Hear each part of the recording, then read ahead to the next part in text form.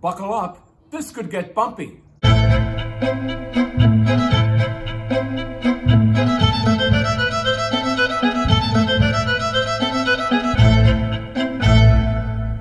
Welcome to part one of the 1964 MGB restoration.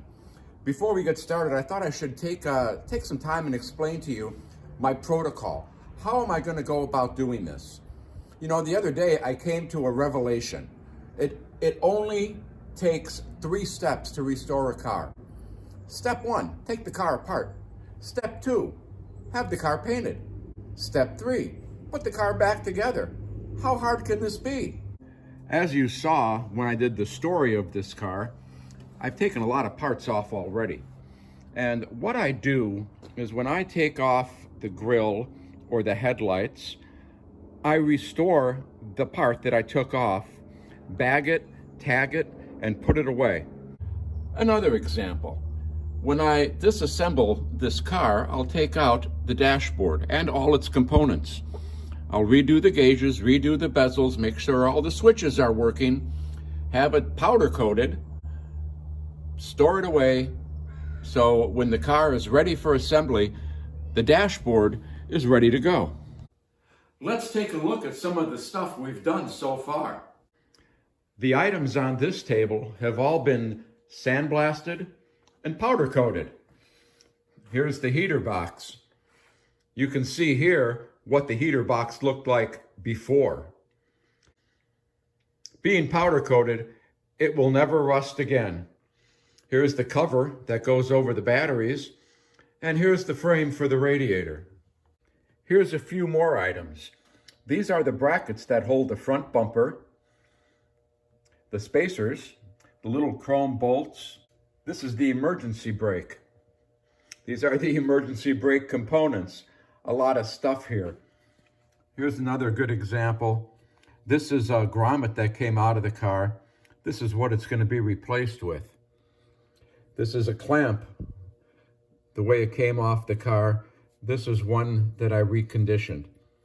These are the straps that go under the car that hold up the wiring harness and fuel line, brake line. This is a good example of the way things looked when they came off the car. Let's start with the heater box. Here's the components for the heater box: the cover, the box, the little screen, the tubes, and the heater core. Over here, these are the components that I purchased. When I take something apart, the parts that I need to replace, I order. When the parts come in, I assemble the unit, store it. That being said, let's assemble the heater box. This is the cover of the heater box.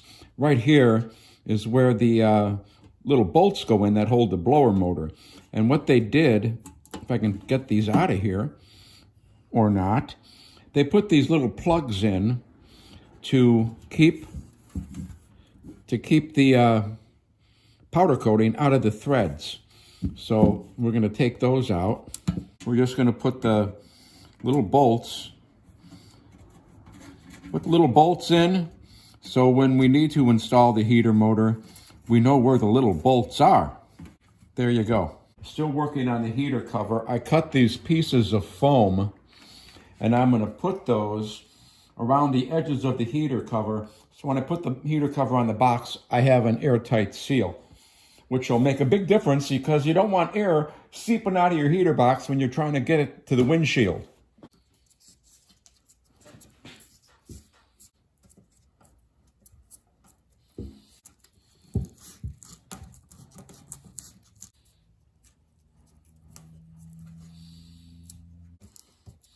I'm going to put this off to the side for a minute.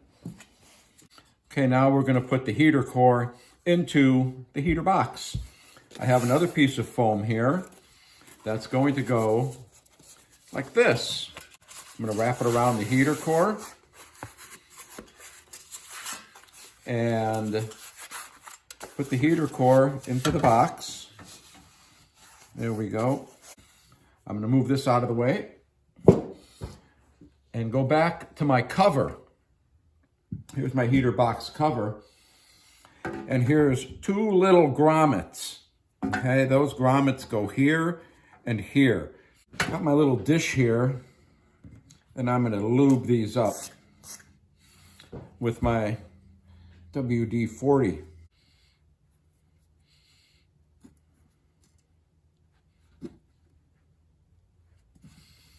There's one.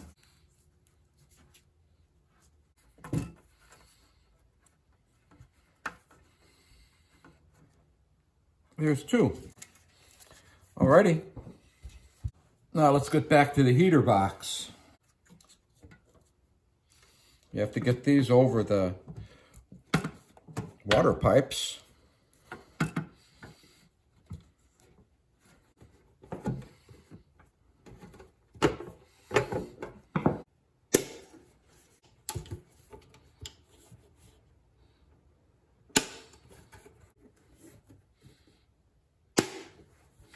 And there we have the heater box assembled. Here's the part that the cable attaches to. It goes in there. And to hold it in place, I'm going to put this little piece of wire in there, maybe.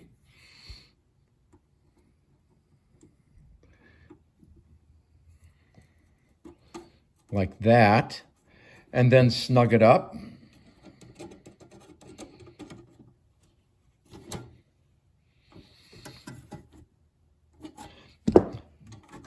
And that'll keep it in place until I need it in the assembly process.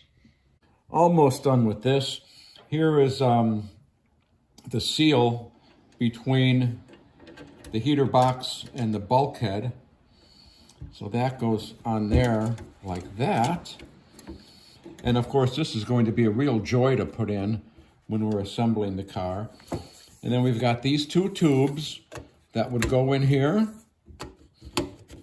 And then your defroster tubes go from here up to the defrosters. The last thing we have to do is attach this screen. It goes like this, and I'm just going to get some glue or JB Weld or something and put a couple dots on here, hold it in place, and then before we put it on the car, we'll put the seal on. And now we'll just put some glue on it, some spray adhesive, and hold that down. So these are the components for the heater box. I'm going to bag them up and store them. The gasket that goes between the heater box and the firewall, we'll put those on when we install it. We'll install our little decal after it's in the car so I don't damage it. And of course we have the defroster pipes. So that's it for the heater box.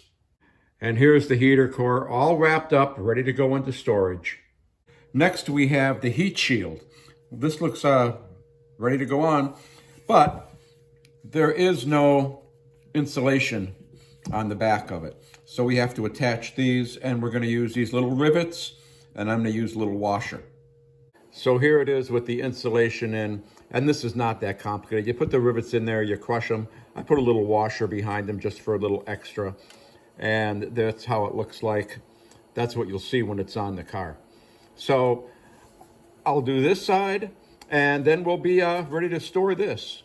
Finally, here's the lights that came off the car. They didn't look like this when they came off the car.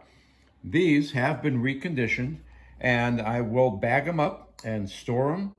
Tail lights, these are the license plate lights that go in the bumperettes. And of course we have the headlights. Now the headlights had some broken parts. The part that broke was right here. Got new ones. You know what these are? Of course you do. They hold on the headlight rim. They go, I believe they go right here, and then the headlight rim snaps in place. So I'll install those into the headlight before I store these. And while I was shopping, I picked up new screws that go right here.